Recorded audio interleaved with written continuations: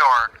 And then after we was in yard, we was getting ready to go in. But there's this dude up in the tower who watches the yard. He keep calling into the police. The police could coming out and tell us put our jumpers on because we go outside and we work out. There's no, like, we just be in the elements, you know what I'm saying? There's nothing to shade from the sun or nothing, so we be taking the jumpsuits off.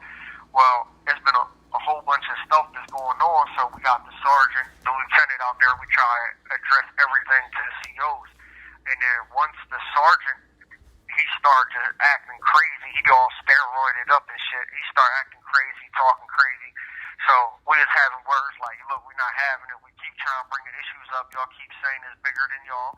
Then when we address the higher-ups, PRC, the superintendents, we write central office, nothing's done. We don't get no responses. We file grievances. The grievances, they just lie and use words, semantics, and misquote policies to cover everything up. So we tired of it. They got us in this program. There's 2 other IMUs, one's in Green, one's in Phoenix. They don't give us nothing we're supposed to have here that the other programs get, like a bowl to eat food out of. They don't give us our sweatsuits, our sneakers. It's a whole bunch of stuff that other programs offer that this program at Camp Hill doesn't.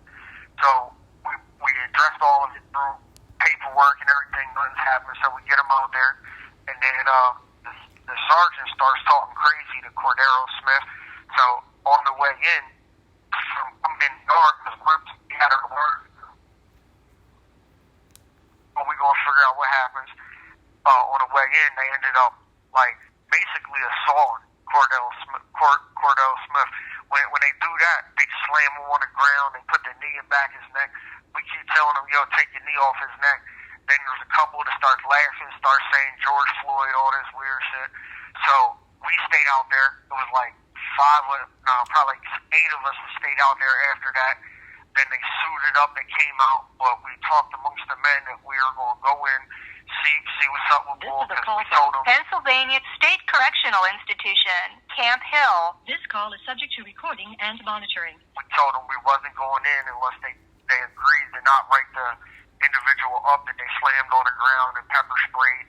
So they basically said, yeah, nothing's going to happen. So then they ended up spraying Smith again.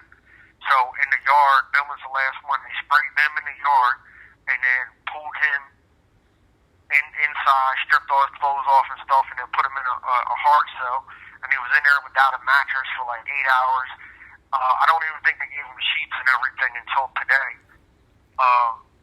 They allowed him to get in the shower. That's when I hollered at him and all that. And then also, they ended up cell extracting 3 other people on my tier.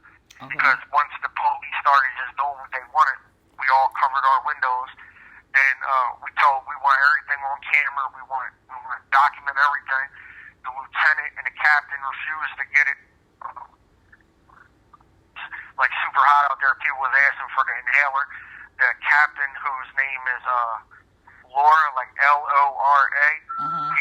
tells them he's not getting nothing. So the people that's inside, they cover the door. They ended up coming doing 3 planned use of forces. They got the shock shield, they got the regular shield, and they got the big cans of OC spray. There was 3 people that stayed covered up.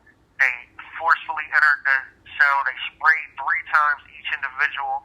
They wouldn't turn the exhaust fan in on the block. People was coughing, screaming out the door, get the cameras. They did not get the cameras until the last one.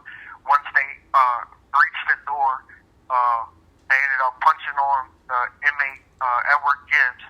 And when they punched on him, then after that, after they cuffed him, is when they put the camera on. The other inmates that was restrained were Bonner, not sure his first name. This is a call from Pennsylvania State Correctional Institution, let me know, Camp Hill. This call is subject to recording and monitoring. Let me know the names of the people that you were saying need the welfare check. Edward Gibbs. Mm-hmm. Cordello Smith. Mm-hmm. Him, check on him. Okay. Check on them. Jameir Hines. Okay. And the last one, his last name is Bonner. I forget his first name. Okay. And then that's pretty much what happened. But we've been addressing this here at Camp Hill since the 4th of April last year, and I wrote to the tops. I put the grievances in. They just cover everything up. They don't care about nothing. There's 3 of us who's refusing the program, me, them, and William Rankins. And in the policy, it states that they should, if you're refusing a program or fail, they're supposed to remove you from the program and put you in the RHU or an RRO. You're not doing that. You're not acknowledging none of the paperwork that we're putting in. You're writing to Ferguson, Tab Bickle, to Robert Gimble, who's the administrative deputy for administration. They sell us cable that don't work. They charge us $17. The cable don't work. Shoot. Okay. Like the trays that they feed us on, the trays are filthy. They're filthy. We show them like you could get it and literally scrape grime off it. People, a lot of us don't even eat the trays. They refuse to change the trays or wash the trays properly. There's always like stickers or tape on it. They're going crazy here. Like if you write something up from the bottom to the top, they're going to try to cover it up or use worse semantics. Like when the people's on like the restrictions right now, like them and everybody is right now, they're not getting none. They'll feed them a bag lunch, but they literally dump the bag straight onto the metal. They won't give them no bags. You're supposed to get a paper spoon. They don't, like, they're disrespectful here. And then when you write it up, they omit it and try to use word semantics to change the policy to agree with what they're saying. I spoke to the superintendent earlier and relayed everything, and they're like, what happened? Well, everybody in the program has been putting paperwork in for over a year, and they don't follow policy. They don't care about them. So that's how all that goes.